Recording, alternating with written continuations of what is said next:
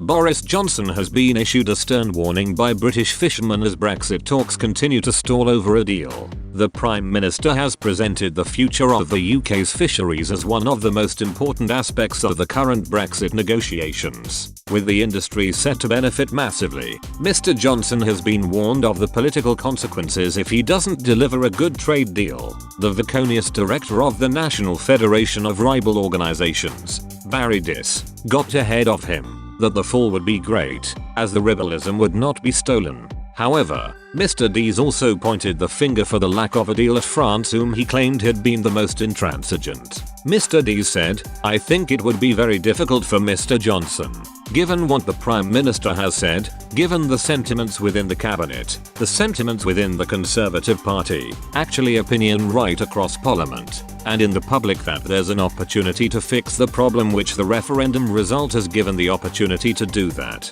Now if there's a perception that it is not going to happen, that it's an opportunity that's been squandered, I think there would be a very heavy political cost associated with that. The UK is pushing for a deal whereby the two sides would negotiate access and quotas on a yearly basis. This concept is not only how the EU operates within its agreement with Norway, but also how the landmark UK deal with Norway is outlined. It is this balance, which Mr. Dees states must be achieved between the UK and France in order to restore Britain's fisheries. He added, "It's that balance that is missing in the relationship between the EU and the UK, and if the UK were to agree to anything that doesn't have that balance at the heart of it, then the fishing industry, and it's our allies in Parliament and across the country, I think would be very upset." Despite his warnings over the negotiations, Mr. Dees believes Lord David Frost will push to secure Britain's fishing rights. After coming back to the negotiating table, both Lord Frost and Michel Barnier agreed to expedite talks in pursuit of a deal. Although talks have intensified,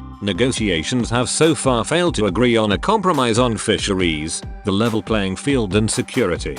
Talks resumed in Brussels this week before moving to video conferences in pursuit of an agreement. They will return to London this upcoming week after the failure to reach an agreement. Now the October deadline has passed. It is thought the EU has set the middle of this month as the deadline for an agreement. Crucially, Brussels needs the agreement to then be ratified by the EU 27 before the end of the year.